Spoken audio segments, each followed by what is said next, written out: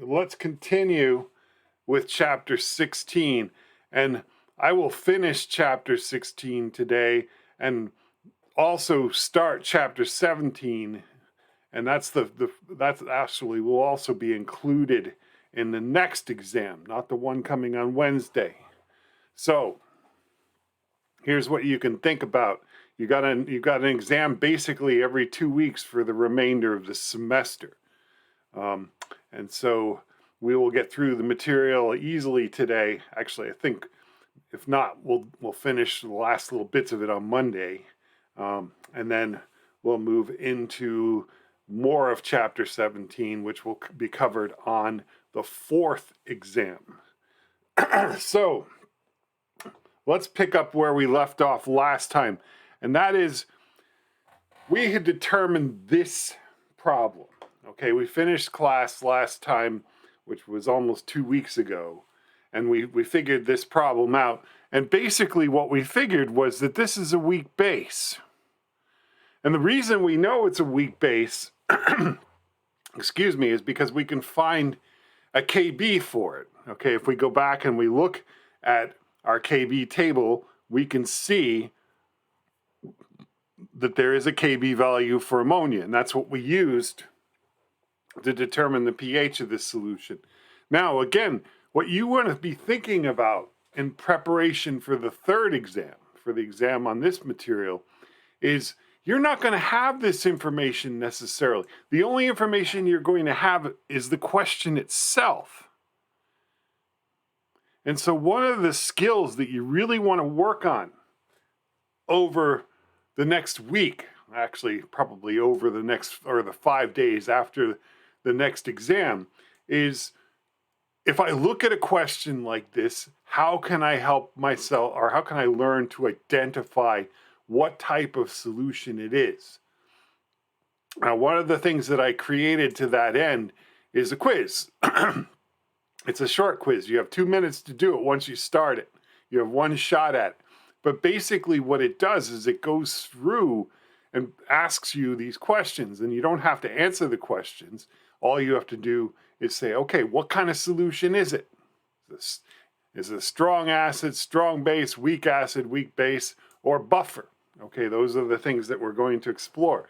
And we've done weak base, but we need to continue with weak base, because not only do we see solutions like this, where we can actually look up the KB value, but we're also going to be seeing solutions that contain the conjugate bases of strong acids, or in some very rare cases, more in the next section, we will see the opposite. Okay, we could also use the KB value for ammonia to figure out what is the Ka value for the ammonium ion, the conjugate acid of ammonia. So let's look into that next, because that becomes really important. So let's go with what we already know. What is the relationship between Ka and Kb? And what we're going to do is we're going to go back to our old friend hydrofluoric acid. All right, now if we write out the Ka equilibrium for hydrofluoric acid, we get this. Okay, or again, if you want to use hydronium ion instead of hydrogen ion, by all means. Okay, and I promise you, if you do that on an exam, I will not mark you incorrect. All right, because it means the same thing as far as I'm concerned. And my hope is that it will do the same for you. All right, so we know a Ka value is equal to the equilibrium concentrations of hydrogen ion times the concentration of conjugate base divided by the concentration of conjugate acid. That's nothing new. All right, now, we also earlier mentioned this, that fluoride ion can behave as a weak base. All right, and again, we talked about the qualitative ways of determining that. If we have an anion in solution whose conjugate acid is a weak acid, then the anion will act as a weak base in solution by hydrolysis. And that's what's being shown here. This is a hydrolysis equilibrium. We talked about these before. In this particular case, the fluoride ion is acting as a Bronsted-Lowry base toward water. It abstracts a proton from a small number of water molecules, and as a result, there is some hydroxide ion present in the solution of the fluoride ion. Now, this is a base hydrolysis equilibrium. We talked about these before in several contexts. So we can write a Kb expression for it. And the Kb expression is equal to the concentration of the conjugate acid at equilibrium times the concentration of hydroxide ion at equilibrium divided by the concentration of conjugate base. Okay, notice again, we leave water out of this. All right, so next thing we're going to do is we're going to take the Ka value for the conjugate acid, as we've written up above, and we're going to multiply it by the Kb value for the conjugate base, at least in terms of the mass action expression. If we do that, what do we see? Well, the product of the two will result in the conjugate base concentration canceling out, and also the conjugate acid concentration canceling out. And so the net result of this product is we get the concentration of hydrogen ion times the concentration of hydroxide ion. All right. Now, basically, what is this telling us? This is Kw. So here's what we can conclude from this.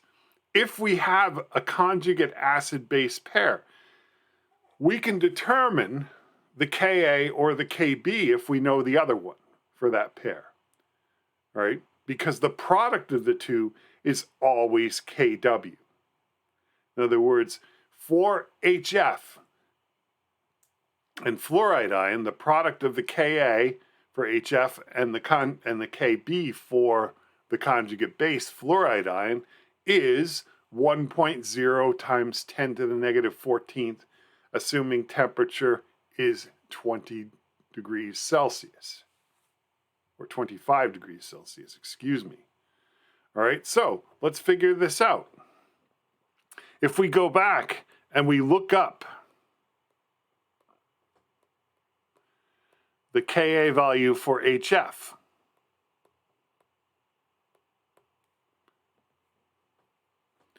let's do it. Let's make sure I'm using the right number, at least according to the tables in my notes. So we'll just go back a few pages. And again, this is why it's really a good idea to do what I suggested you do back at the beginning of this, and that is you should have these Ka tables handy. All right, so if I look at this for hydrofluoric acid, the Ka value that's given is 6.8 times 10 to the negative fourth. Now again, that's going to vary depending on the source. I believe if you use your textbook, it says 7.1 times 10 to the negative fourth. Okay, so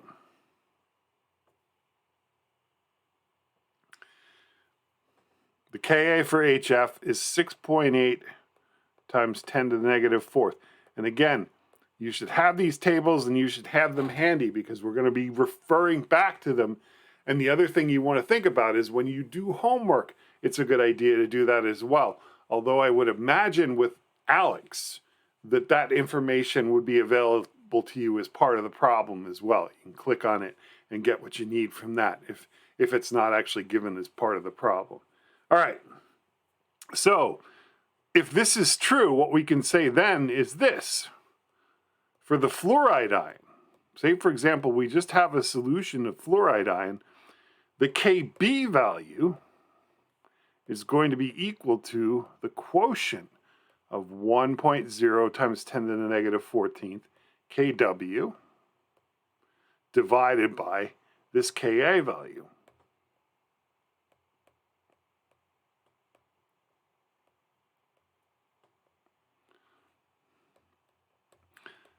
And so if we do that, what do we get? What's 1.0 times 10 to the negative 14th divided by 6.8 times 10 to the negative fourth.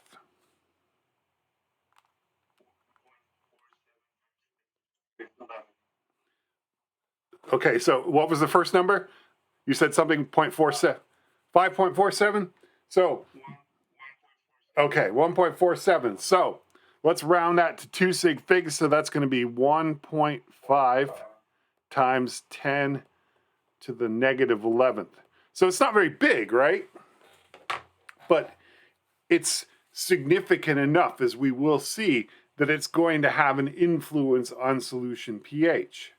All right, so again, what you can infer from what we've talked about so far is we know that if a solution contains fluoride ion, say sodium fluoride or potassium fluoride, that solution is going to be basic. We talked about the qualitative rules of that back in the week before spring break. Now what we're going to do is we're going to do some calculations with this, quantitatively. Okay, so here we go. This is a classic question. In fact, actually, this question doesn't appear so often, but what you're going to see is a more likely question of a weak base that you do have to understand. All right, and again, the only way you're going to do this is to practice it. So let's look at this one. We have a 0.25 molar solution of fluoride ion. We know from the previous page that the Kb value for fluoride is 1.5 times 10 to the negative 11th. It's not very big. All right, now that has several ramifications. One is it's really small, so we probably don't even have to think about whether we need to do the approximation or not. We know it's going to work, okay, because our molarity is so much larger than the Ka value that we're dealing with. All right, so what's the equilibrium we're looking at? It's a base hydrolysis equilibrium. You see Kb, that immediately tells you that that's what you're looking at. So what's happening here? The fluoride ion in solution is hydrolyzing, which means it's reacting with water.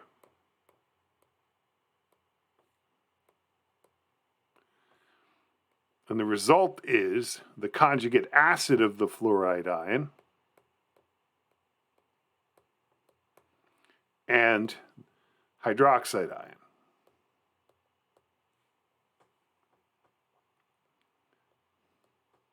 And moreover, what we can also presume, if we have a weak base solution like this, then the concentrations of the two products are going to be the same.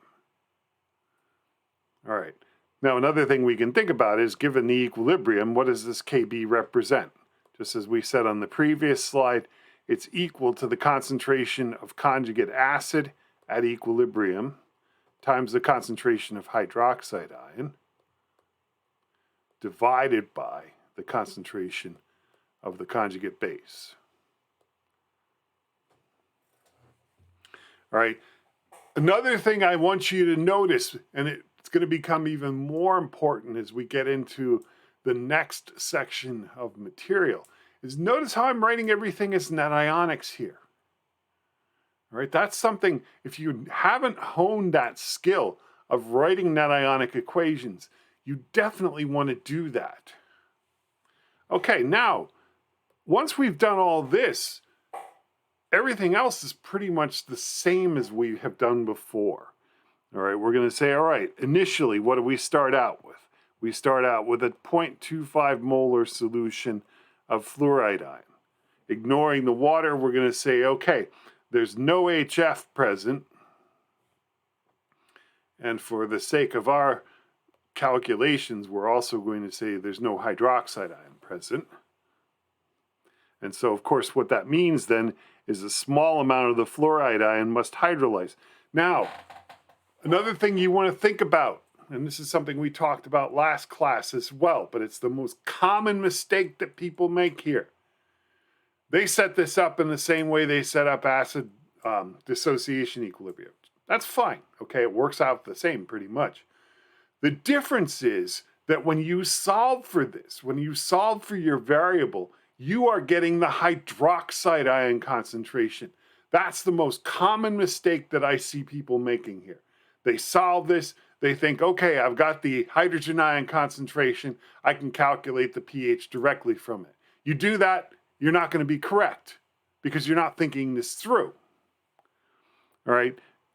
And again, one of the ways that I deal with that is I remind myself that I'm doing something different by using the variable y instead of x. All right, so once again, the rest of it's pretty much the same.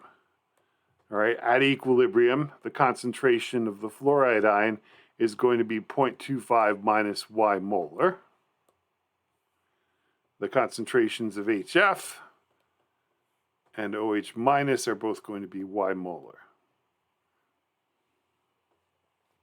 And so all we have to do is substitute that in. The Kb value we determined to be 1.5 times 10 to the negative 11th. That's equal to y squared divided by 0.25 minus y. Now, like we said before, because this Kb value is so small, and again, you could figure this out as well using the methodology we talked about before, the difference between 0.25 and whatever y is going to be minuscule. And so it's not going to make much difference on the value of 0.25. And so if we think about things in those terms, now we get this.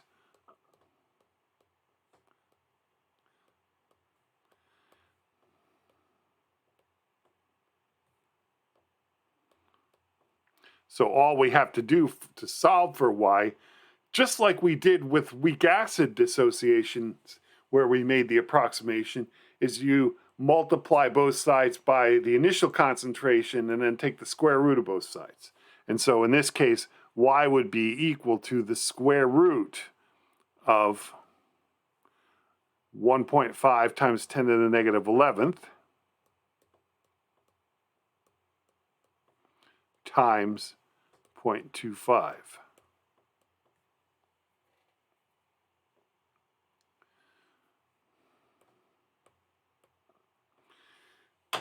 And what you're going to see if you practice this enough is that you can figure out some of these shortcuts. You don't have to write down every single step. Okay, but again, one of the common mistakes that people make is they take too many shortcuts. And as a result, they interpret things incorrectly. And this is the classic example. You know, okay, they set everything up. They don't write down the equilibrium, but they set up their ice table just fine here. They solve for y, but then they tell me that y is something that it's not. They tell me that the y they solve for is the hydrogen ion concentration. That is incorrect. All right, so what do we get here if we take the square root? 1.5 times 10 to the negative 11th time. Sorry? It's going to be 1.9 times 10 to the negative. Yes. Okay. Sounds good. 1.9 times 10 to the negative 6th is, and hopefully others of you have tried that as well. All right, so again, let's remember, what does this y represent?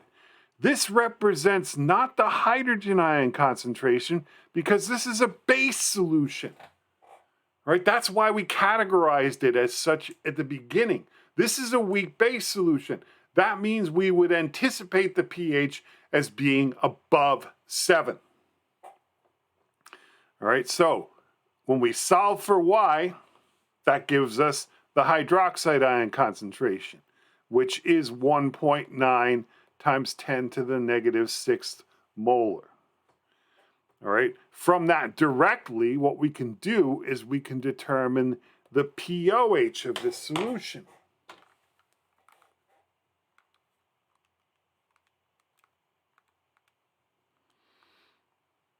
If I do that, I get 5.72.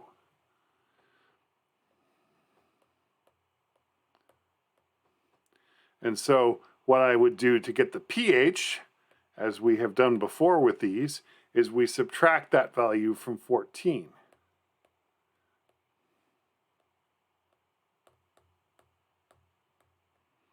And that gives us a pH of 8.28.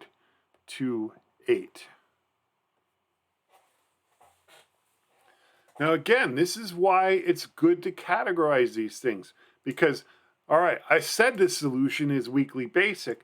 Now I've gone through all my calculations. I end up with a pH in this solution that is slightly above 7. It's not a lot above 7, but it's slightly above 7. All right, 8.28. And that's something you want to pay very close attention to, because this next problem is a much more likely example of what you're going to see on an exam. And again, there's nothing in the problem itself that tells you directly that this is a weak base solution. You have to be able to know that, or to suss it, if you will, from the information in the problem. That's one of the skills that you want to work on. How do you do that? How do I look at a problem and decide, okay, which of the 5 categories, strong acid, strong base, weak acid, weak base, or buffer, does it fall into? All right, how do we know here? Well, the tip-off is this. I have a sodium salt. I don't have anything else in this solution. I only have an aqueous solution of a sodium salt. So I have 2 possibilities based on our qualitative assessment of things. A solution of a sodium salt could be neutral, or it could be slightly basic. And again, the way we decide that is based on the anion. If the anion is the conjugate base of a weak acid, then the solution is going to be basic. Okay, that's exactly what we see here, because the acetate ion is the conjugate base of what acid? What's the name of the conjugate acid of acetate? Exactly, acetic acid. Okay, and so what we can do is we can go back and we can look up the Ka value for acetic acid. And we find, at least in the tables in our notes, that it's listed as being 1.7 times 10 to the negative 5th. If we know that, then the next thing we can do is say, okay, what's the Kb for the conjugate base? Acetate ion. So we're going to take 1.0 times 10 to the negative 14th, and we're going to divide that by 1.7 times 10 to the negative 5th. I believe we get 5.5 times 10 to the negative 10th, if I remember correctly.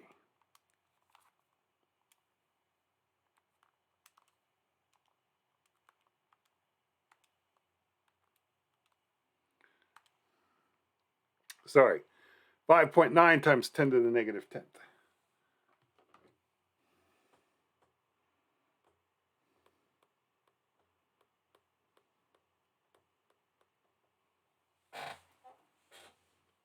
Okay.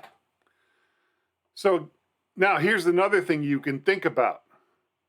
If you go back and you look at what we talked about before the break, if a Ka is larger, so for example, what we did was we compared the Ka values of acetic acid and HF. Okay, and we could do it again with the information we have here and on the previous page as well.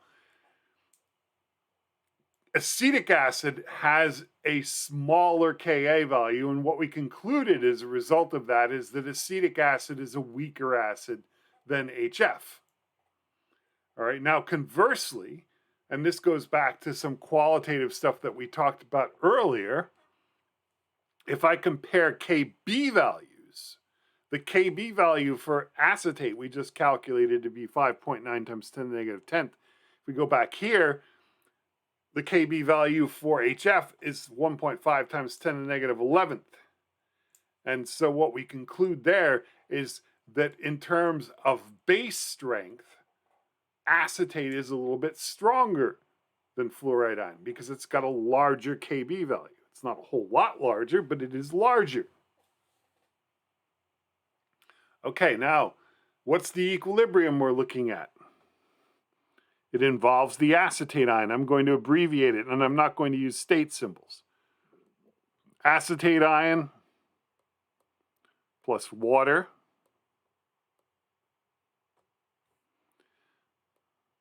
produces the conjugate acid, or acetic acid if you will, and hydroxide ion. All right, so in terms of concentrations, what we can say again is that this Kb represents the equilibrium concentration of the conjugate acid times the equilibrium concentration of hydroxide ion. And if it's just the weak base that's causing this, those two values are both going to be the same, divided by the concentration of the conjugate base at equilibrium. All right, nothing new. So again, now we can set this up. Initially, what do I have? I have a solution that contains 0.055 molar sodium acetate. Since sodium acetate is a 1-to-1 salt, that means the concentration of acetate ion is the same as the concentration of the salt. Okay, we're going to have no conjugate acid present, and we're going to have no hydroxide ion present.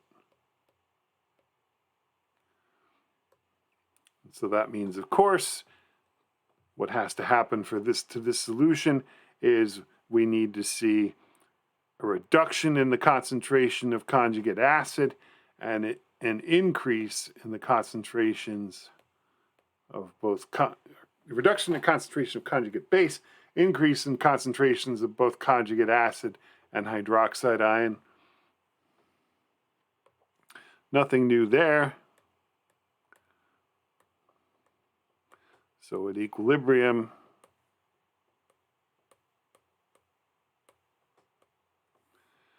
these are my concentrations. What you want to think about is in slightly more than 2 weeks' time, you need to be able to do these things fairly automatically. And the only way you're going to learn how to do them is to practice them. All right. Now, a couple of other things to look for. I think that Alex is somewhat scant in the material on these topics. Okay, it's actually not as bad as it will be for the next section. But what I'm going to do is I'm going to create some supplementary, or at least one supplementary assignment where you're going to do this. And basically, the questions that I'm going to use are questions that I used when I gave exams online. All right. And in most of those questions, the acids or bases in question are fictitious. The Ka values are given, okay? And we'll talk a little bit more about that in a few minutes.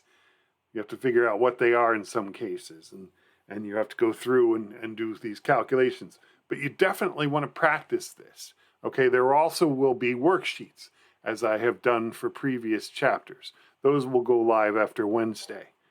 I figure you don't need the distraction of them before Wednesday. All right.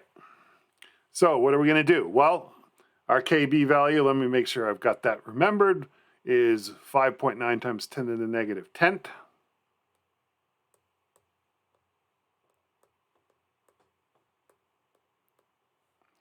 And that's equal to y squared divided by 0.055 minus y.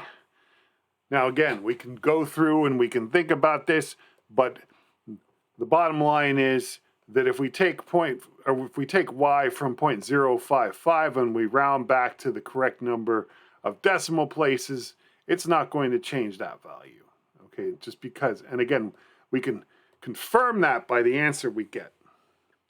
I didn't go through that in the last example, but if you want to, and you might want to do this, you go back in your notes and look at it later and say, okay, did the approximation really work the way we said it did? All right, so what that comes down to here then is if we want to solve for y, we're going to take the square root of the Kb value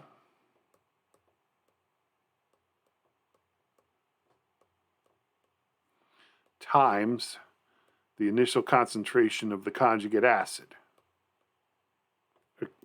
Sorry, the initial concentration of the conjugate base.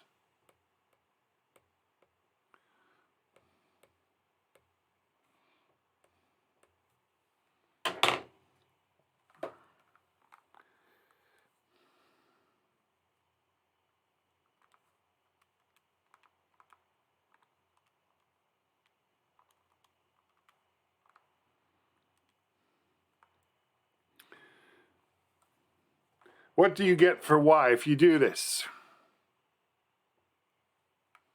5.7. Yes. So from what I'm hearing so far, there are only 2 people that are participating in this class. What about the rest of you? One person is answering some qualitative questions and a couple of calculation questions, and the other person is answering the bulk of the calculation questions. Okay, what about the rest of you? You should be working on this. All right, so what does that Y represent again? It represents the hydroxide ion concentration in this solution.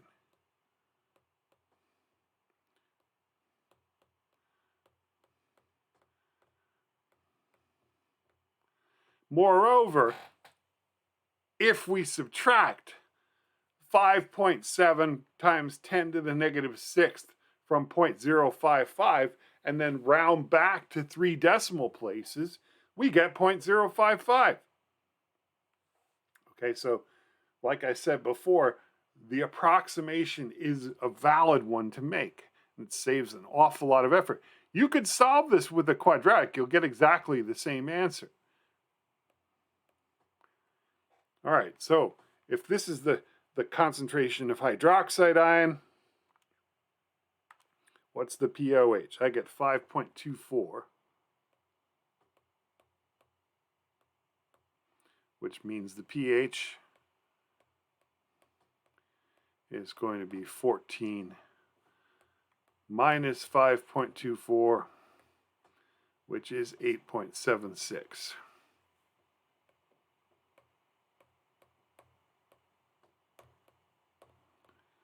So again, it fits all of the criteria that we've set. We know the solution is a weak base. And again, the only way we know that is from the problem itself. So that's something you definitely want to work on, is how can I look at a problem and identify what kind of solution it is. And so far we have done 4 different types of solutions. Strong acid, strong base, weak acid, weak base, and we're going to get into the 5th solution next. Buffers. Now, if you happen to look at the book, this section appears at the beginning of chapter 17. All right, I include it here because I think it's important. Here's what I want you to think about. We are going to do much more with buffers as we dive deeper into chapter 17. But as far as the 3rd exam is concerned, and you might want to write this down, all I'm interested in you being able to do is to identify buffers from the solution description and do basic calculations with them. All right, that's what I'm interested in seeing in this section. as we get into chapter 17, as you will see when we start the next set of notes, you will see that we're going to be doing a lot more advanced calculations involving buffers. All right. So let's start by talking about what a buffer is. All right. It is a solution that contains significant quantities both of conjugate acid and conjugate base. Okay, now there are different ways of defining buffers. What most general chemistry textbooks do is they say a buffer solution is one where the concentration of conjugate acid and the concentration of conjugate base are within tenfold of each other. Okay, I would argue that's kind of a narrow definition, because you can see solutions with buffer properties that have less than that. They're not very effective, but they are buffers still. I would argue that.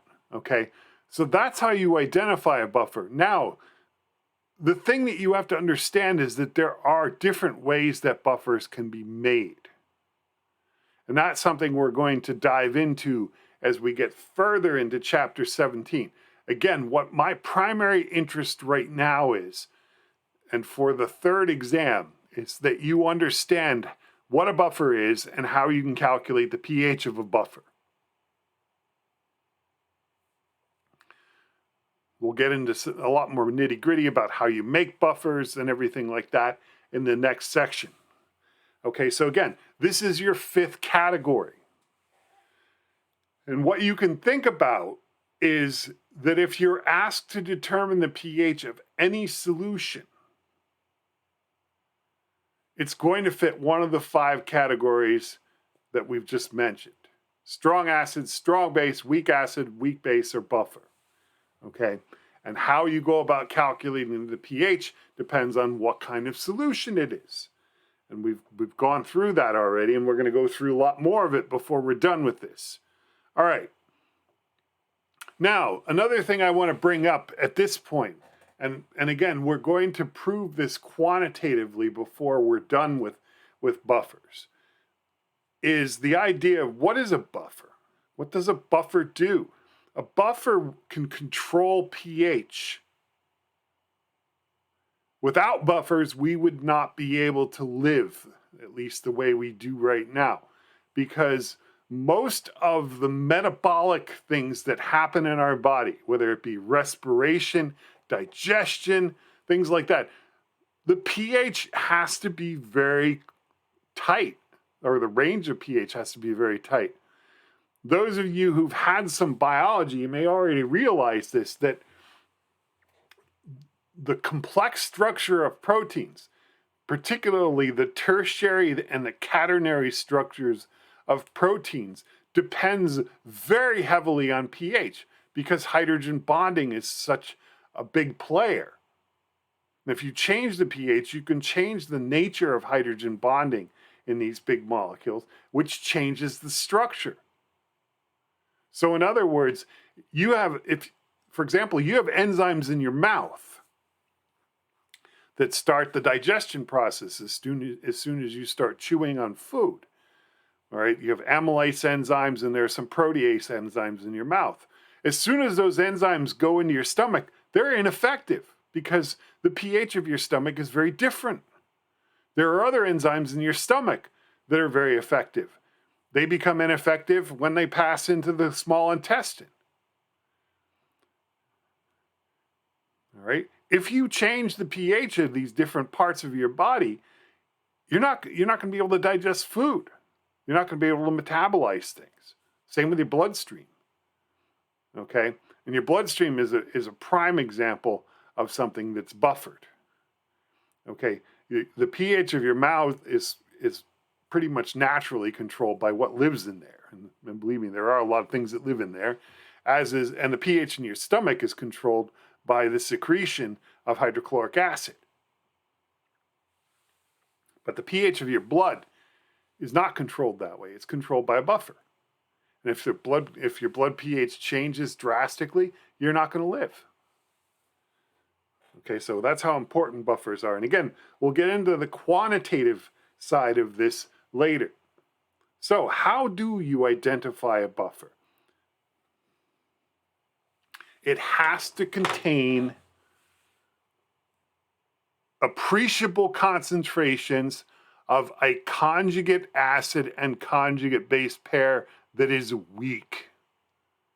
You can't make a buffer with sodium chloride and hydrochloric acid because the conjugate base of hydrochloric acid has negligible strength.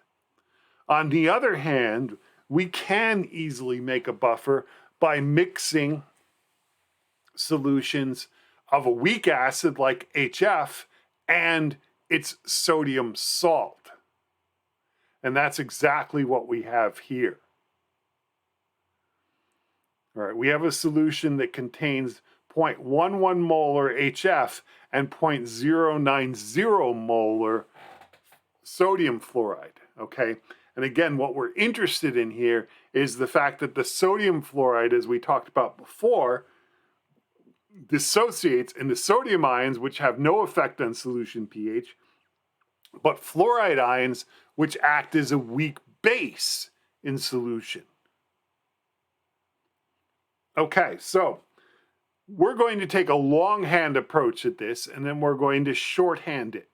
And some of you may recognize where we're going because you've worked with buffers before.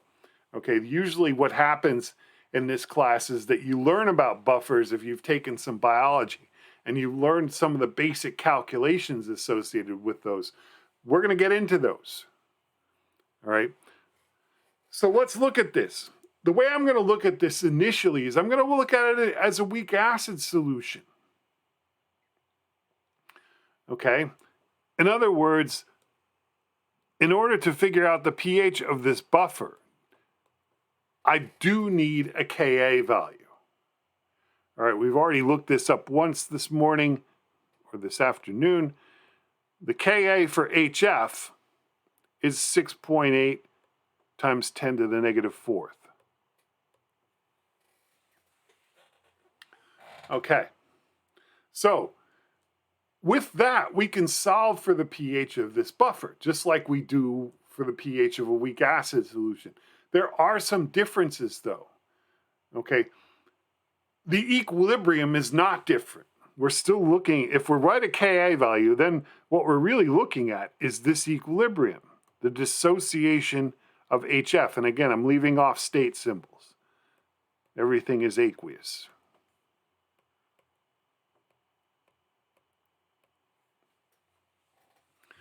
All right, it's still the Ka equilibrium.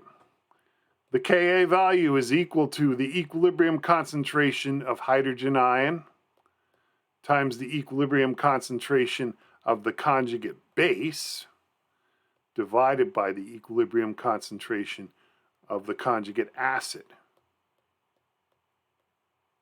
All right, nothing new there. Here's where it's different though. Initially, what do we have? Now we have a solution that contains 0.11 molar HF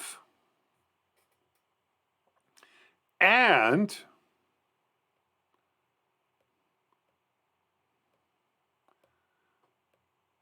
0.090 molar fluoride ion. All right, we're going to treat this the same way. So we're going to say, all right, to start with, we take water, we dump these two things in. And what we're going to say is, to start with, there's no hydrogen ion present in the water, even though strictly speaking, that's not true.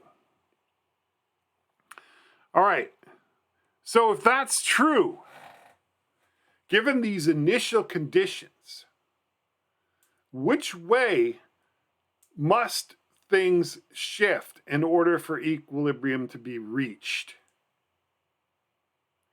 Are we going to form more products or are we going to form more reactants? Yes, exactly. We have to increase the concentration of hydrogen ion. Now, is it going to increase by a lot? No, it's not. But yeah, we have to increase this concentration here. Now, here's what we can think about. There's another approach we could take to this. We figured out how much hydrogen ion would dissociate if we dissolved 1/10 of a mole of HF into a liter of water. This solution is slightly more concentrated than that, which means if the HF were by itself, we would expect the pH to be a little bit lower. Okay, but what have we done? What we've done is we've also added another component of the equilibrium that happens to be on the other side. So say, for example, we started with a 0.11 molar solution of HF. That would be an acidic solution. But now we throw conjugate base in. What does Le Chatelier's principle tell us is going to happen if we have a system at equilibrium and we add one component? We get a shift away from that. So what we would predict in this particular case is that even though this buffer solution has a significant amount of HF in it, because it also has a significant amount of conjugate base in it to start with, this X value is going to be pretty small.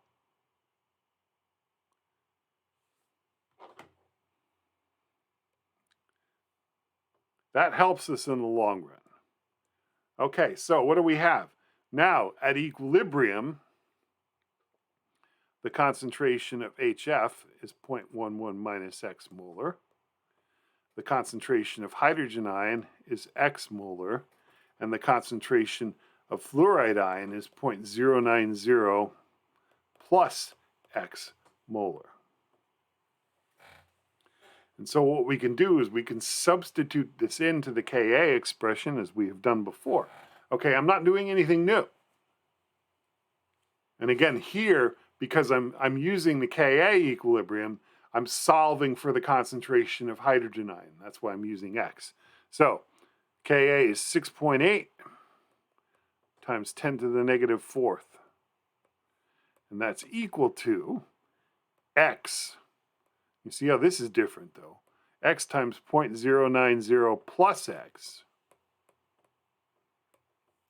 divided by 0.11 minus X.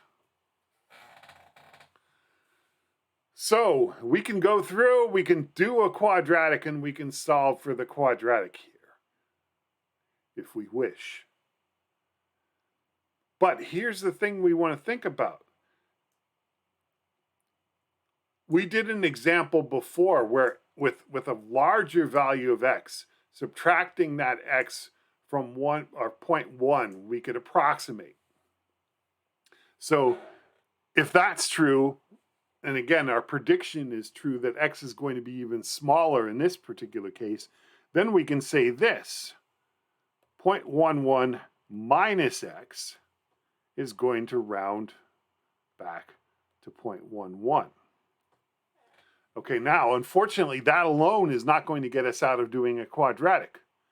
But because the concentration of the conjugate base to which we're adding X to is similar in quantity, we can also do this. We could say, all right, adding X to 0.09 isn't going to change that value very much either. So the approximation now works in two places. And again, let's validate this. Let's make this approximation, solve for X, and then go back and see if the approximations we've made here are valid. All right, so if we do that, we get this: 6.8 times 10 to the negative fourth is equal to X times 0.09 divided by 0.11. So we're going to multiply both sides by 0.11. We're going to divide both sides by 0.09.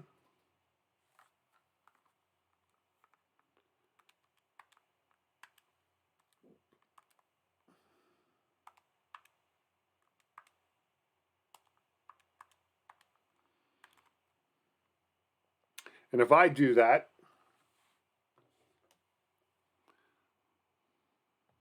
I get this. 8.3 times 10 to the negative fourth is equal to x. So again, let's go back and look at this. Is this a reasonable approximation? If we add 8.3 times 10 to the negative fourth to 0.09 and round that back to 3 decimal places, we get 0.09 or 0.090. If we subtract it from 0.11, the same thing. All right, so it's a valid approximation. So here's what you can think about. One of the ways that we can deal with a buffer is this. We can say that the concentration of hydrogen ion in the buffer, which we just solved for here, X, is going to be equal to the Ka for the buffer times the concentration of conjugate acid divided by the concentration of conjugate base. That's assuming we can make this approximation, which in most cases we can. Okay, so back to this particular example, the concentration of hydrogen ion is equal to X based on our ice table. So we could say, all right, the concentration of hydrogen ion in this buffer solution is 8.3 times 10 to the negative fourth molar. And so we can calculate the pH.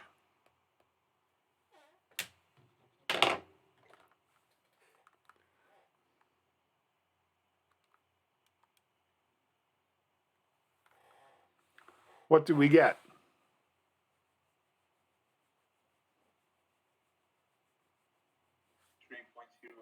Yes, 3.08.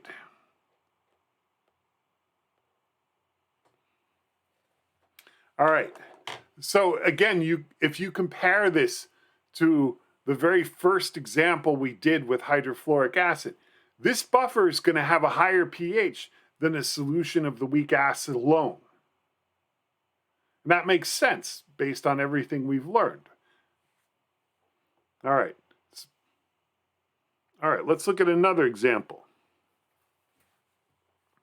Here we have a solution that contains benzoic acid and sodium benzoate. So the first thing we need to find is what is the Ka value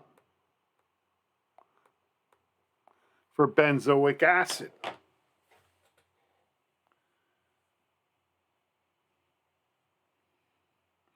What is that? According to the tables, you can use the one in your notes if you have access to that one, or you can use one that you got from Canvas. And I did put these things up on Canvas, so you can download them and print them. And you would do well to do that and have access to them and bring them with you when we have class live as well. What is the Ka for benzoic acid?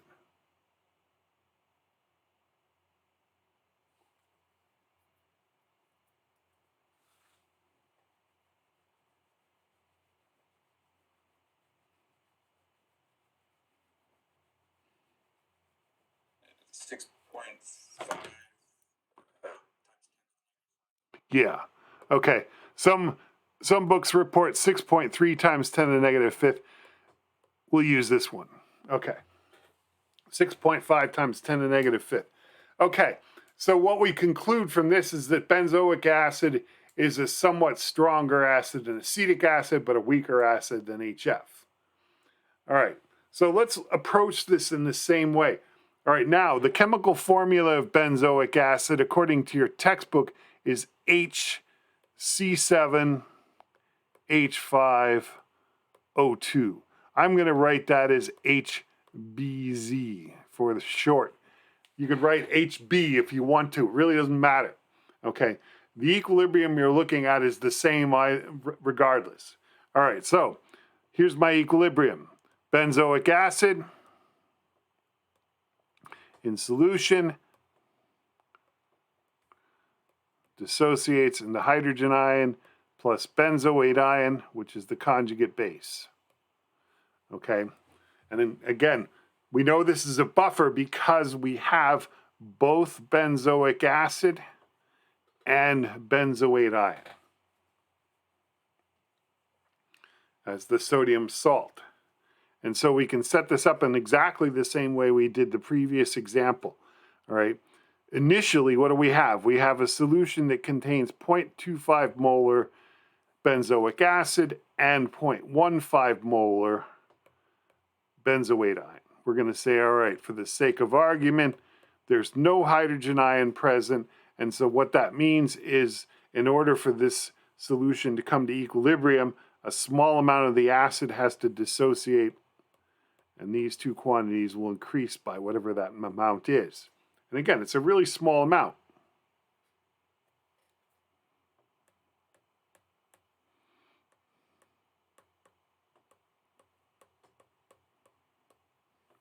And so we end up with these equilibrium concentrations.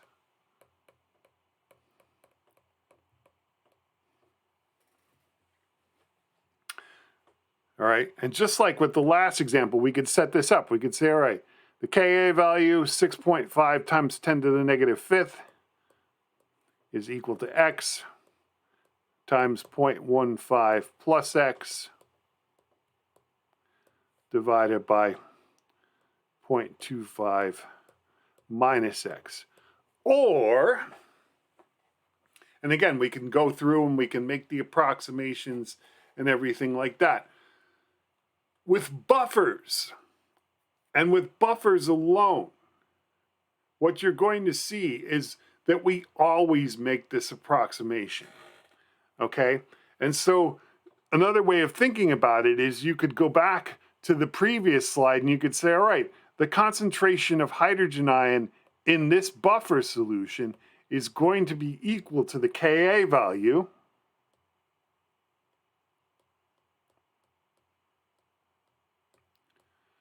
times the concentration of the conjugate acid, which is 0.25 molar, divided by the concentration of the conjugate base, which is 0.15 molar. Okay, essentially what I've done to go from what's on the left to what's on the right is I've just made the approximation and then rearranged things. Okay, and so if I do this,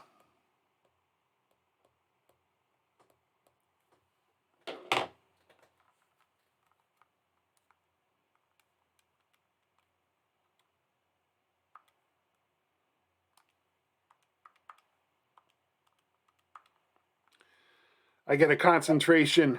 Go ahead. You got it. 1.1 times 10 to the negative fourth. And so from that, we can calculate the pH of this solution directly.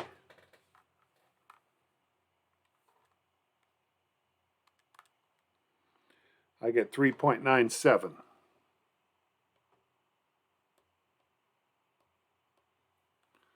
All right, so that covers buffers, but we could shorthand this even more. And again, some of you may very well have seen this in another context, all right? We can calculate the pHs of both of these buffers by making approximations and using the techniques that we've already used. And if you do that on an exam, there's absolutely nothing wrong with it. Okay, but let's go a little bit further with this. We're going to derive what's called the Henderson-Hasselbalch equation. And again, this is something you may have seen somewhere else because this is the common way that pHs of buffers are determined. All right, so we're going to look at a generic acid, HA. It's a weak acid. We have the standard weak acid equilibrium, and as a result, we can write the standard Ka expression, which is the concentration of hydrogen or hydronium ion times the concentration of conjugate base divided by the concentration of conjugate acid. Okay, now what we're going to do is we're going to factor this Ka expression. In other words, we're going to factor the second part. So it has two components. The Ka is equal to the concentration of hydrogen ion times this ratio of conjugate base to conjugate acid.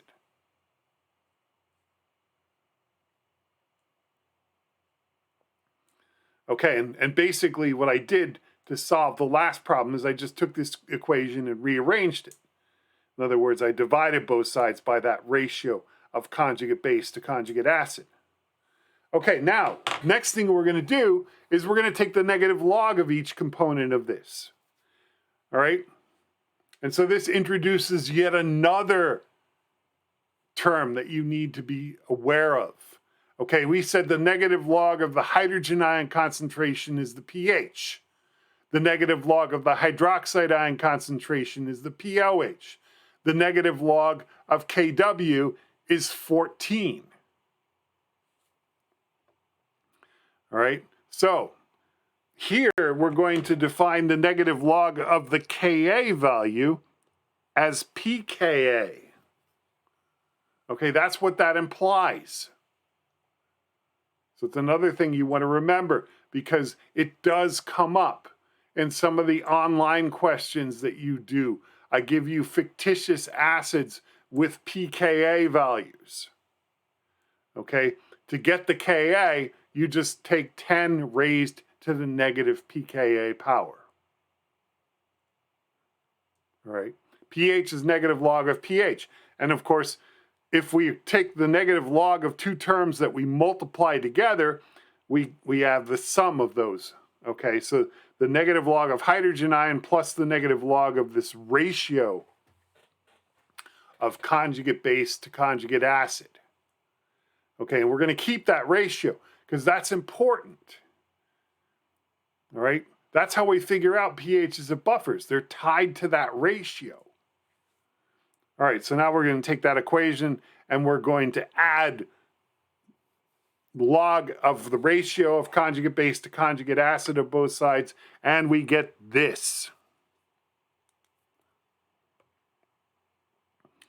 This is the Henderson-Hasselbalch equation. All right. Too many times I see people tell me that this works for everything. It does not. The only time you use the Henderson-Hasselbalch equation to determine the pH of a solution is if you have first determined that the solution is a buffer. If you don't do that, you're wrong. It's not going to work.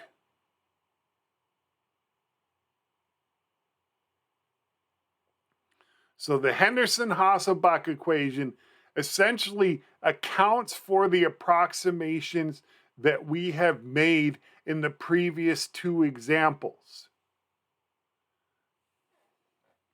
Okay, now let's go a step further with this before we leave it. Let's look at our first buffer. Our first buffer contained 0.11 molar HF and 0.090 molar F minus as sodium fluoride. Okay? Now, for this buffer, we determined the Ka from the table to be 6.8 times 10 to the negative fourth. And so the first thing we have to do is we have to say, okay, if that's the Ka for HF, what's the pKa? What's the negative log of that value?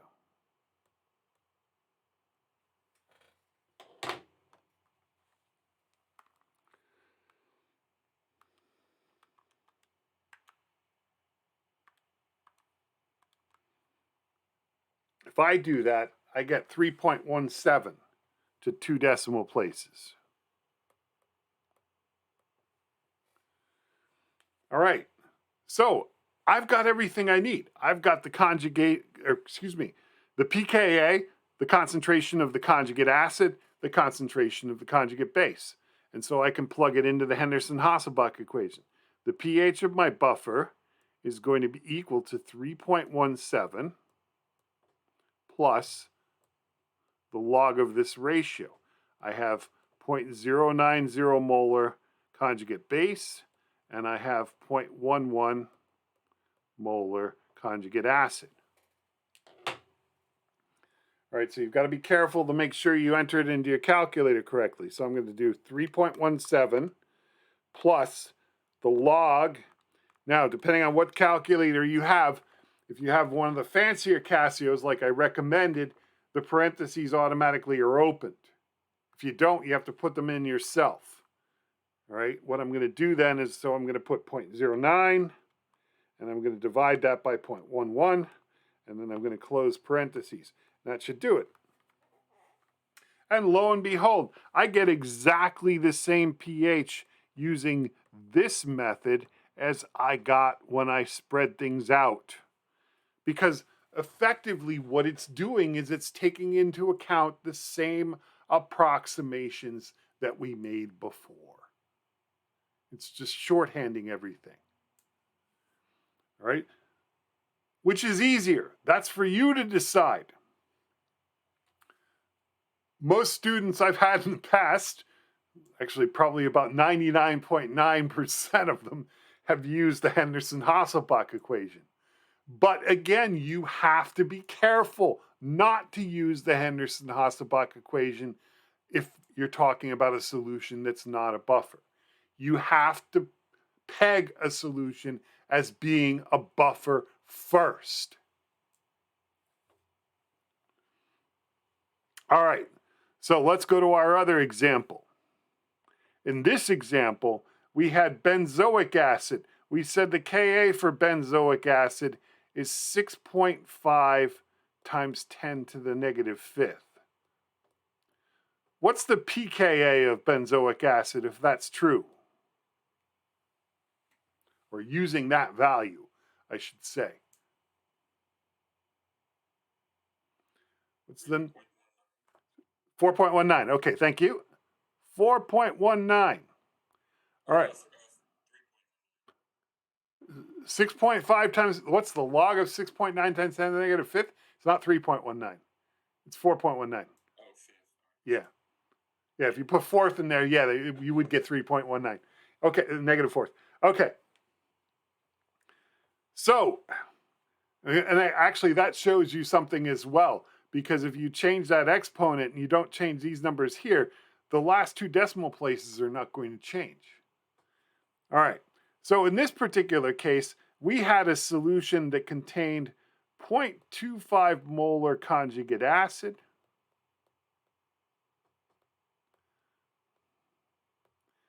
and 0.15 molar conjugate base.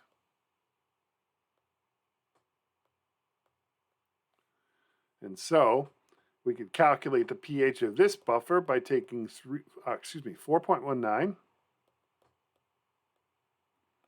plus the log of the ratio of 0.15 to 0.25.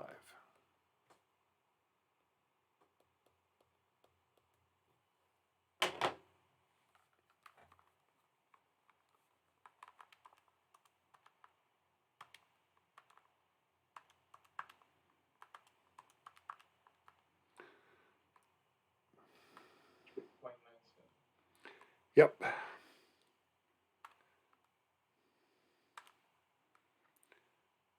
Except I use 4. Yeah. So it'd be 3.97, right? Yeah.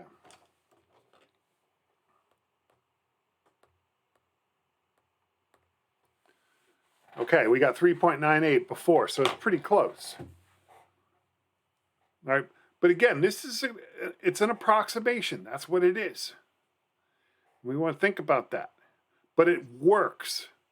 Okay, and again, one of the reasons that it works is the fact that we're not concerned about being ultra precise with these calculations. You do pH calculations the way we're doing them in this course, your precision is about plus or minus 5%. Okay, so let's try another one. In this particular case, we have acetic acid. We know that the Ka for acetic acid, at least according to the table in your notes, is 1.7 times 10 to the negative fifth. Some textbooks say 1.8 times 10 to the negative fifth. That's why I bring that up. That makes a slight difference in the value of the pKa. If the Ka is 1.7 times 10 to the negative fifth, what's our pKa value?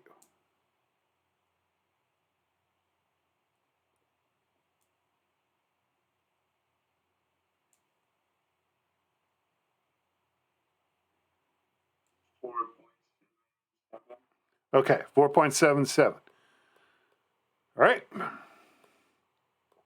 If you use 1.8 times 10 to the negative fifth, you're going to get 4.74 for the pKa. All right. So how do we know this is a buffer? We have conjugate acid and conjugate base. The potassium ion is there as a counter ion. All right. So we have the concentrations, we know the pKa value, so what we can do is we can say, all right, the pH of this buffer is going to be equal to 4.77 plus the log of, we have 0.20 molar conjugate base, and we're going to divide that by 0.098 molar conjugate acid.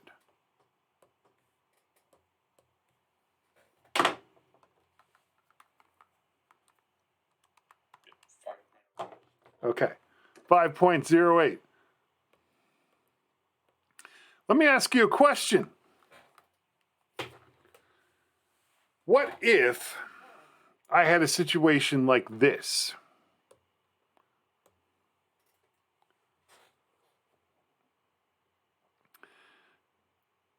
I have the concentration of conjugate acid equal to the concentration of the conjugate base in a buffer. What does that do to this Henderson-Hasselbalch equation? That means that this ratio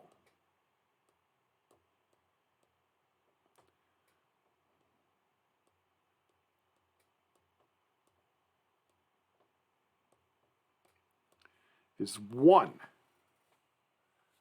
What's the log of 1?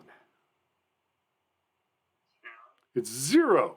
Okay, so if you have a situation like this, and you're going to see this, I bring this up because as we get further into buffers, you're going to see this quite a lot.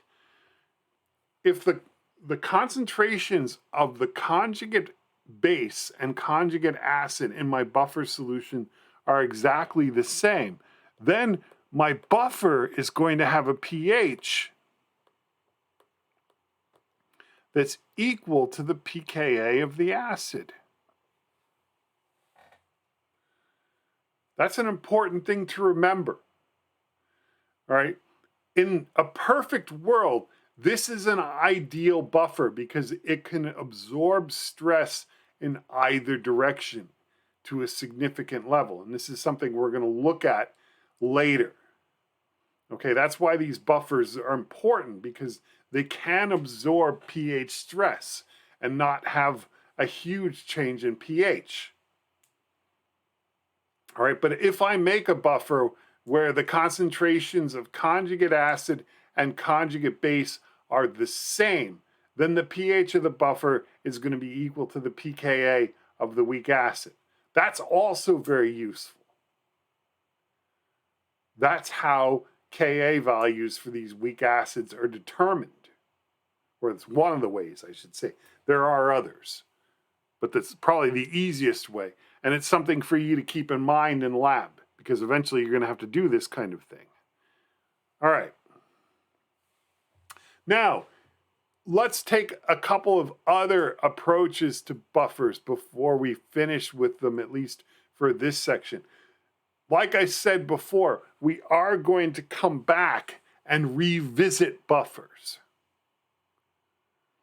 All right, and very likely that's going to happen next Monday. All right, effectively, I'm going to finish the section of this course that will be covered on exam 3 today. It only goes through the end of these notes. Make sure you write that down now. All right, it doesn't cover the next set of notes. It covers this set and the previous set. That's it. All right. So here we go. We have a solution that contains a weak acid and the sodium salt of the weak acid. We know the concentrations of both components. In other words, we know the concentration of conjugate acid. We know the concentration of conjugate base. The pH of the solution is 5.55. What we want to do is we want to use this information to figure out what is the Ka of this weak acid. All right, so here's what we know. We'll use the Henderson-Hasselbalch equation, although you could do this using standard Ka expressions and approximations if you wish. It would work just as well. All right. So the Henderson-Hasselbalch equation is this. The pH of a solution is equal to the pKa plus the log of the ratio of conjugate base to conjugate acid concentrations.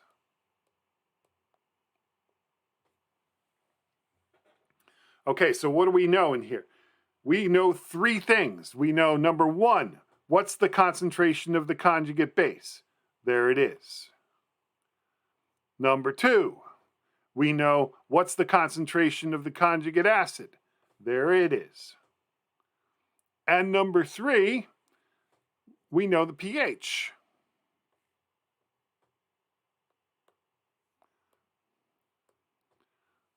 So what are we solving for? We're solving for pKa.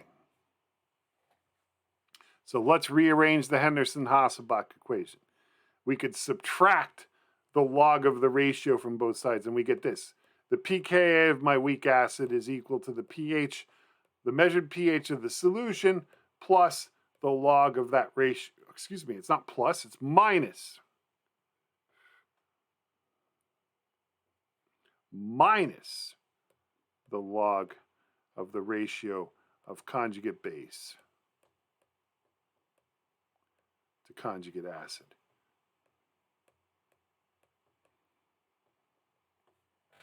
If I flipped that ratio, then I could change the sign. Because if you flip a ratio, all that does is it changes the sign of the logarithm. All right, so let's substitute some numbers in here. The pKa of this weak acid is going to be equal to the pH 5.55 minus the log of 0.19 divided by 0.11.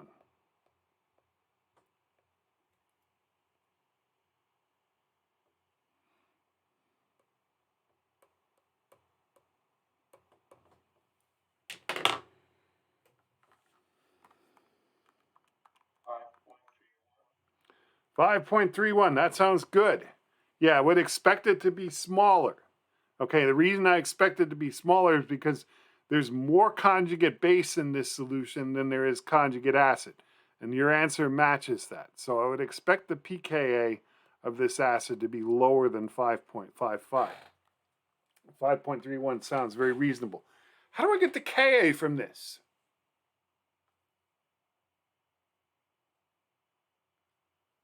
What am I? Yeah, exactly. Okay. If I take 10 and I raise it to the negative 5.31 power, that's going to give me my Ka. And what I would need to remember as well is this has 2 sig figs.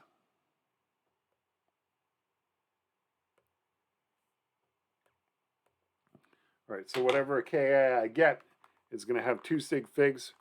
So I'm going to take 10. Right. Sounds good.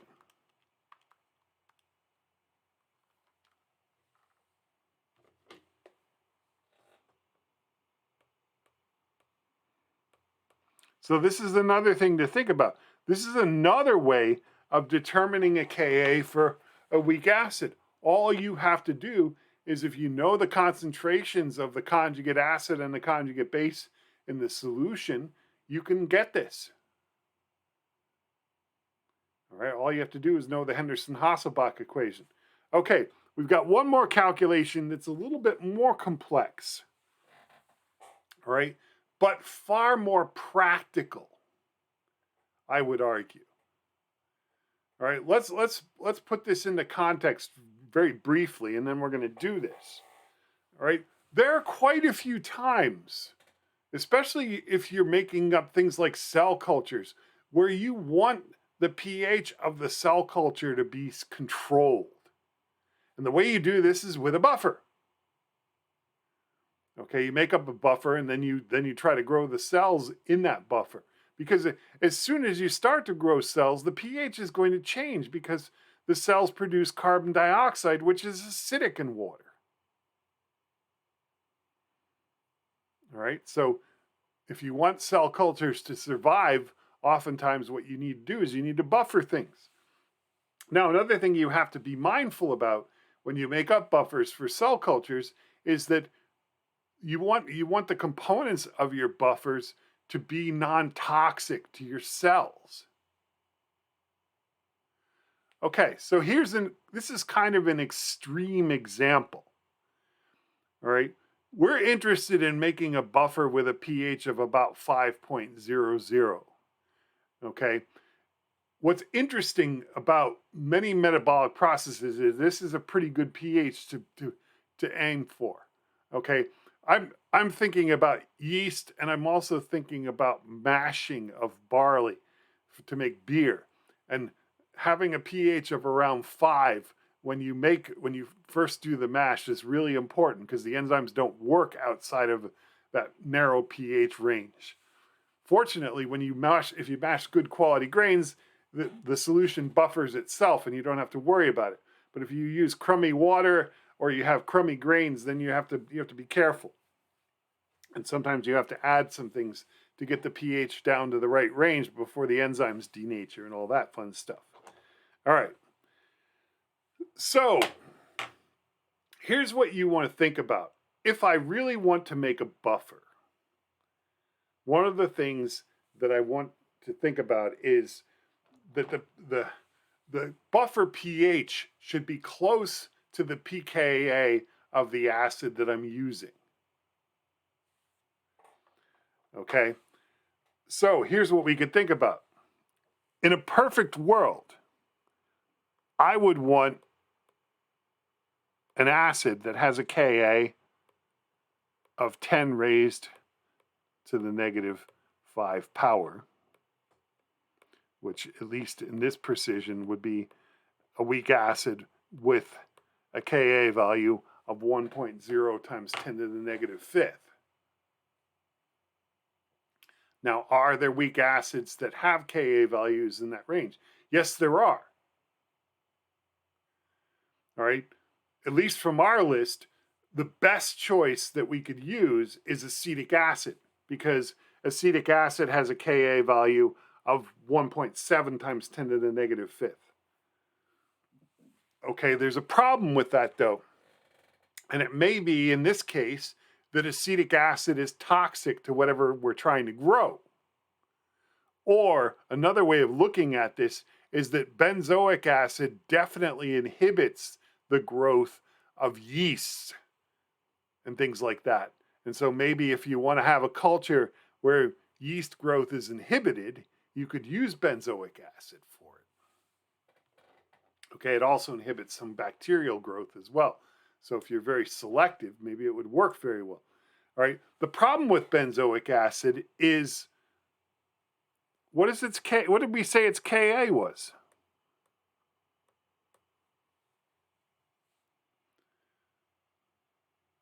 Go back and look in your notes. Go back 2 pages and look. What is the Ka of benzoic acid and what's the pKa?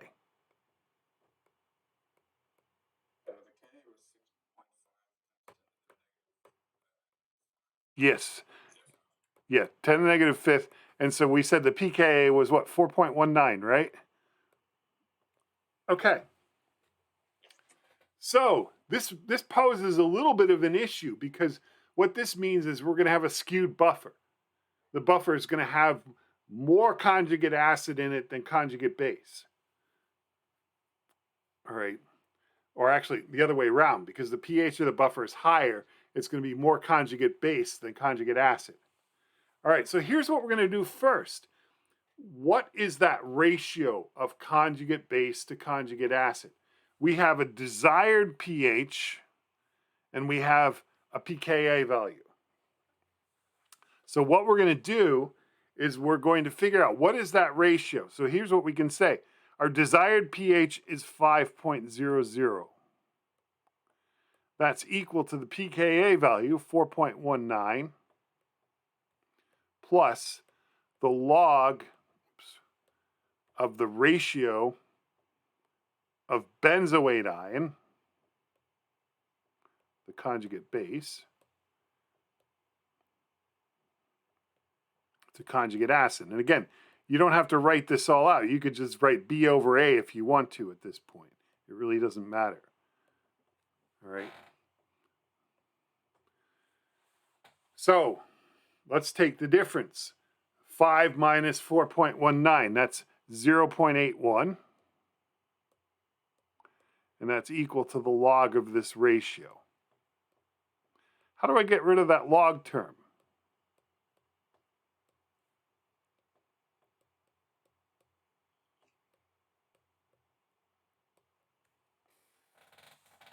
What am I going to do?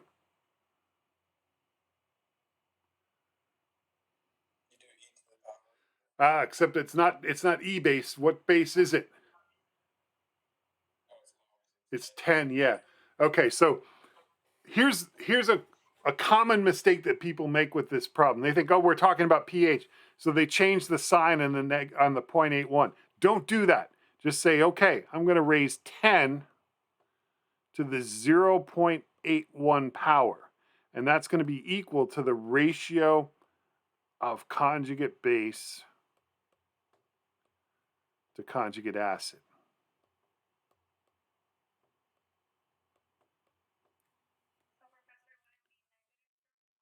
No, it wouldn't be. That's what I'm telling you.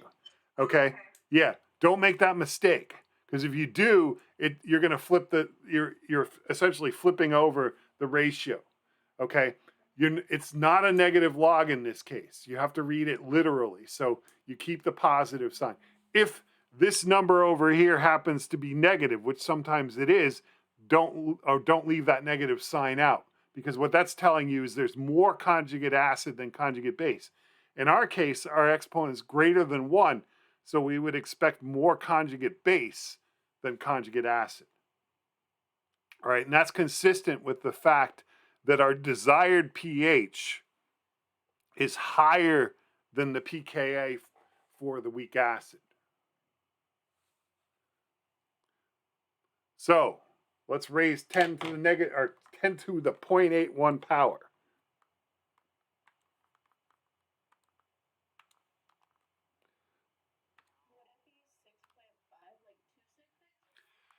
Yeah, that's good.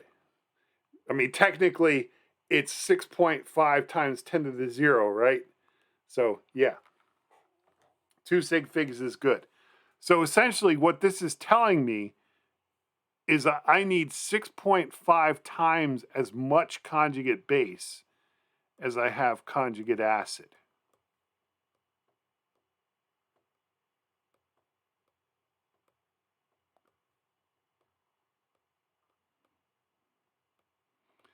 Okay, so I'm almost there. Now let's go back up and look at the problem and see what we're supposed to do. Okay, here's what we're starting out with. We have a 0.10 molar solution of benzoic acid. All right, and so what we can say is this. We can say, all right, we know the concentration of benzoic acid in our buffer is going to be 0.10 molar. And so the concentration of the benzoate ion from our calculation is going to be 6.5 times that value.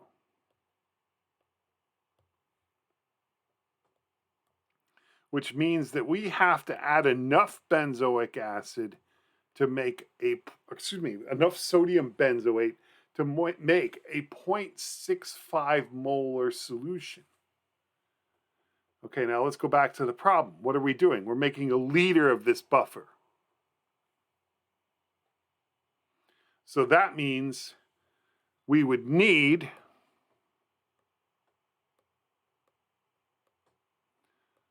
0.65 moles of sodium benzoate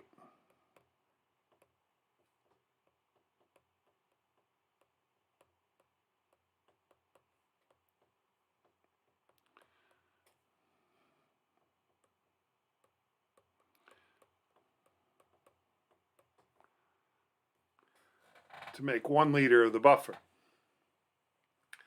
Okay, now, does that answer the question? We need to weigh out the sodium benzoate.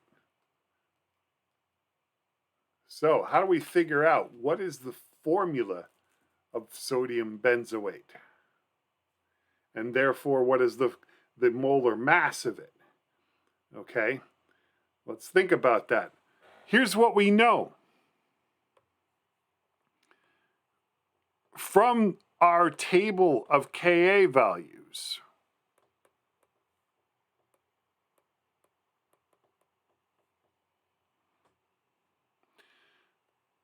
we can find the chemical formula of benzoic acid.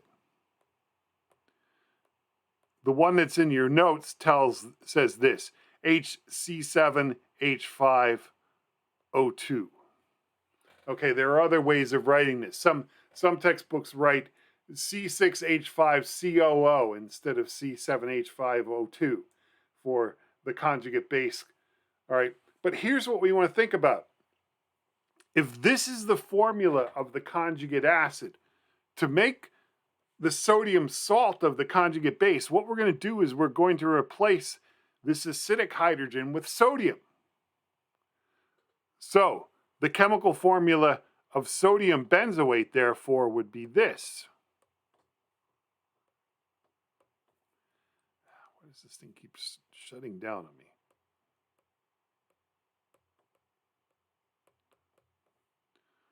It's going to be NaC7H5O2.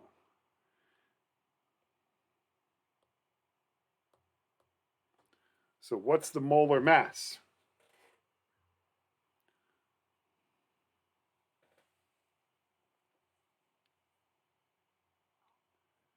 Sodium is 22.99 grams per mole. Carbon is 12.01 grams per mole. Hydrogen is 1.008 grams per mole. Oxygen is 16.00 grams per mole. What do we get?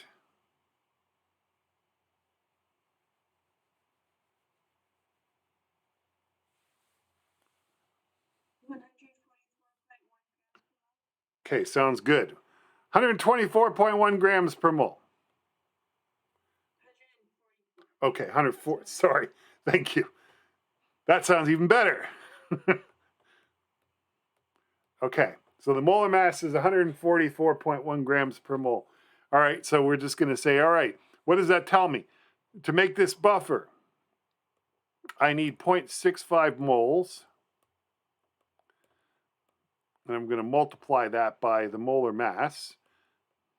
And this isn't going to be a very precise calculation because we only have 2 sig figs.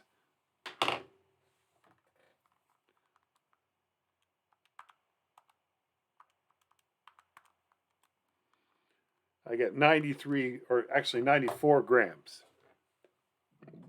to make this buffer. So basically what our calculations tell us is we would need to weigh out 94 grams dump it into this liter of solution, and we would get a buffer with a pH of about 5.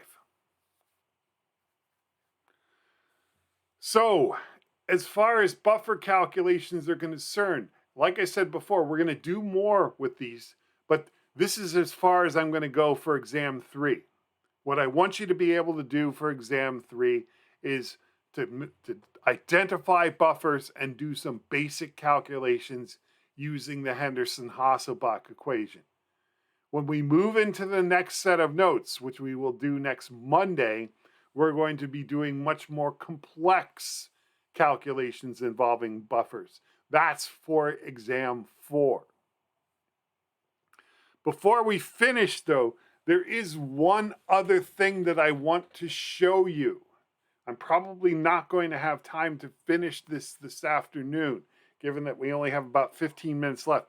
But we'll put a stab at it. Okay. If you looked at the original set of notes, I put a 6th category in there, and that's what I want to cover. And this also will be on exam 3. Okay. How do I determine the pH of a solution of a diprotic acid? Now, the only example we have done so far is sulfuric acid, and we worked on the presumption that both protons in sulfuric acid came off. And so we just doubled the concentration of the weak acid. But in this case, we have a different situation. We're looking at sulfurous acid. Now, let's see if I did this well. I didn't include, oh crud. All right, I'm gonna have to go back to find my table of Ka values because we've got to look up sulfurous acid. It's not one of the 6 strong acids. All right, so let's go back. Come on, went too far.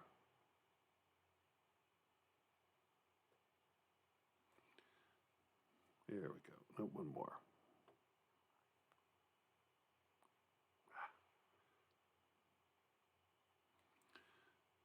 Here's our table of Ka values. And if we look at this, we can see sulfurous acid is on this table. It's down here at the bottom. And there are 2 Ka values for it because it has 2 protons that are acidic. The chemical formula of sulfurous acid is H2SO3. All right, and according to this table, there are 2 Ka values, 1.3 times 10 to the negative 2 and 6.3 times 10 to the negative 8th.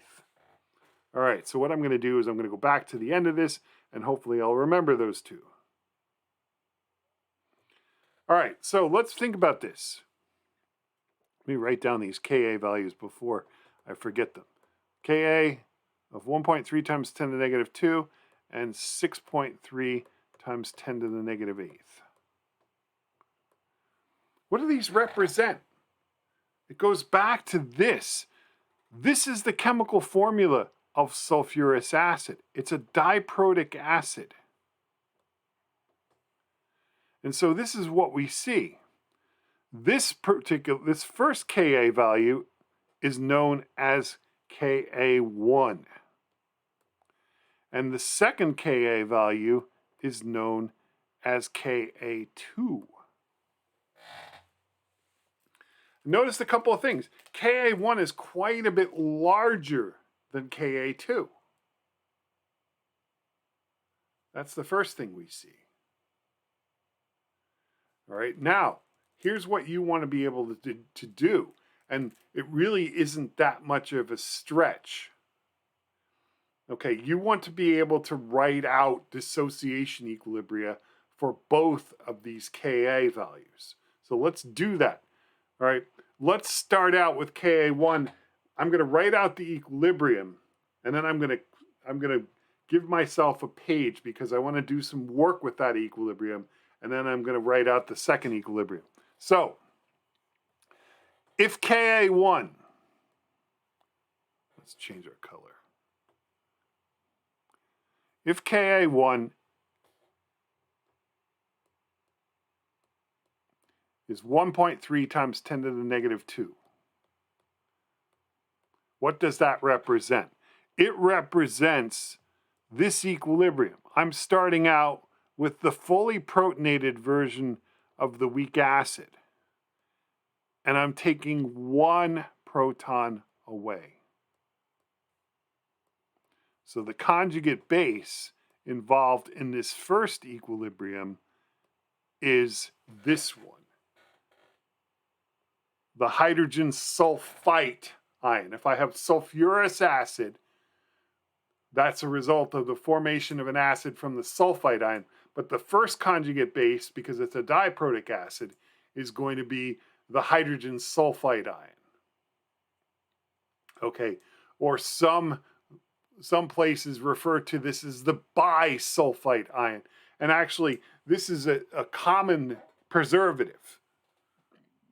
Okay, if you buy cured fruits, they are often treated with bisulfites because bisulfites are an antioxidant and antibacterial. The problem with sulfites in general is that a sizable number of human beings actually are sensitive to them. I include myself. I am sensitive to sulfites. I'm not really highly allergic to them, but I'm supposed to avoid them. Okay, so that's the first dissociation equilibrium. All right, now we have a second Ka value. All right, I flipped to another page. The Ka2 value is 6.3 times 10 to the negative 8th. So it's significantly smaller. All right, and that's a key thing to remember. That Ka value represents this equilibrium. I'm going to take that first conjugate base, the hydrogen sulfide or bisulfite ion, and I'm going to strip off the second proton, which gives me the second conjugate base, which is the sulfite ion.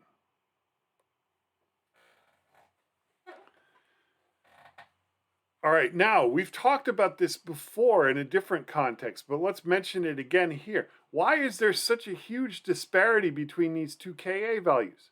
Because in the second case, you're trying to strip something with a positive charge away from something that already has a negative charge. It's much harder to do that. Okay, so how are we going to figure this out? How are we going to go back?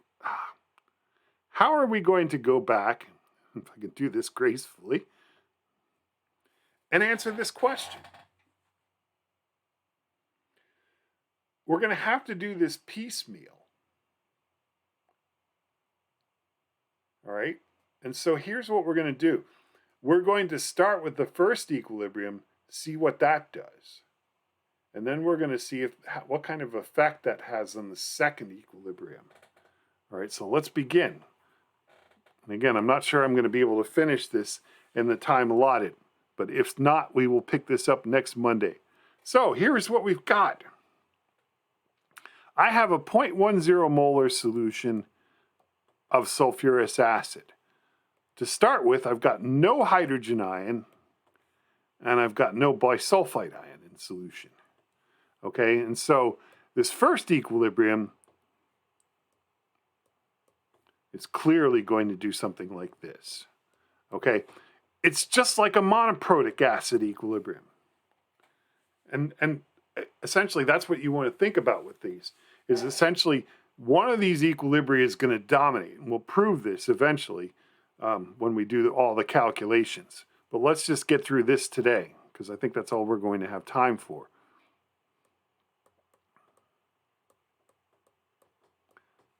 So here's what we get. Okay, and this is nothing new. We've done this with lots of examples of monoprotic acid, and hopefully you've done more of them on your own. Okay, now this Ka1, what does it represent? In terms of concentrations, it's equal to the concentration of hydrogen ion times the concentration of the first conjugate base divided by the concentration of the conjugate acid.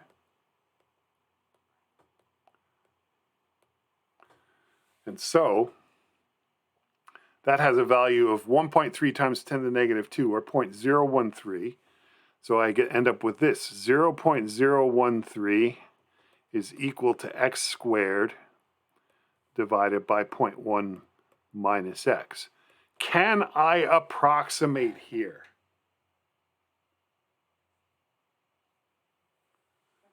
No. Yes. Okay, that's an important thing to be able to see. All right, let's double check it. The assertion is that we can approximate here, and that is a correct assertion. If I take the molarity that I'm subtracting x from and I divide that by the Ka value, that gives me a quotient of much less than 100. Yeah, 7.69. So it's a lot less. Okay, so we can't approximate here. We're stuck. We have to do a quadratic. All right, so we're going to have to go through and figure this out. So I'm going to take 0.013 and I'm going to multiply it by 0.1 minus x. So I get 0.0013 minus 0.013x is equal to x squared. Okay, I'm going to rearrange that so I get 0 is equal to x squared plus 0.013x minus 0.0013. Okay, and so that gives me A, B, and C values. A is 1, B is positive 0.013, and C is negative 0.0013.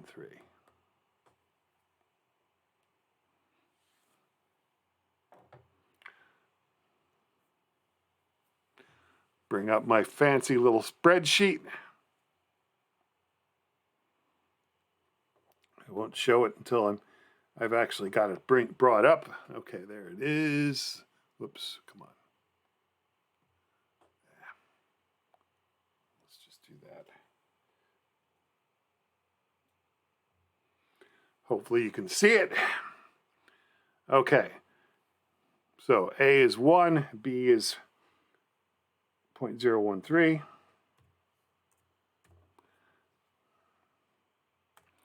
And C is negative 0.0013. Okay, and so we get a negative root and a positive root. Let's use the 0.030. That sounds good. Okay. Sorry that I just dazzled you with my screen. All right, there we go. Now we're back to where we need to be. So we'll say that this x value is 0.030, and that makes sense. Okay, here's the thing though. Let's start the setup for the second part, and then I'm going to leave that for you to finish on your own, and we'll pick up on that on Monday next week. I'm going to approach this. Okay, this first equilibrium has been reached. But now I'm going to plug those values into the second equilibrium. Okay? So here's what I end up with. In the second equilibrium, I have a concentration to start with of hydrogen ion that's 0.030 molar, as is this concentration. Because those are both represented by the x that I solved for on the previous page. Now I'm going to set this concentration to be 0. And so in order for equilibrium to be reached, a small amount of this ion has to dissociate to form a little bit more hydrogen ion. Okay, notice how I'm using Z here. And so at equilibrium,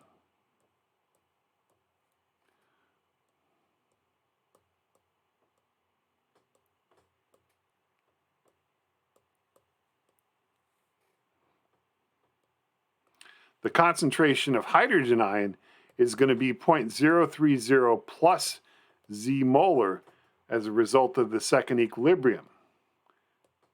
Okay, and what does this Ka2 represent? It represents this,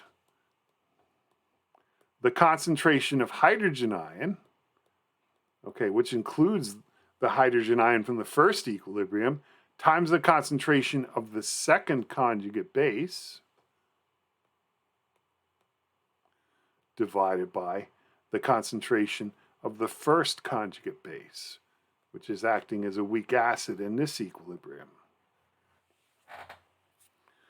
Okay, so if we plug all this in, what's the value we're going to get for Z? That's my question for you. I'm going to pick up on that next class.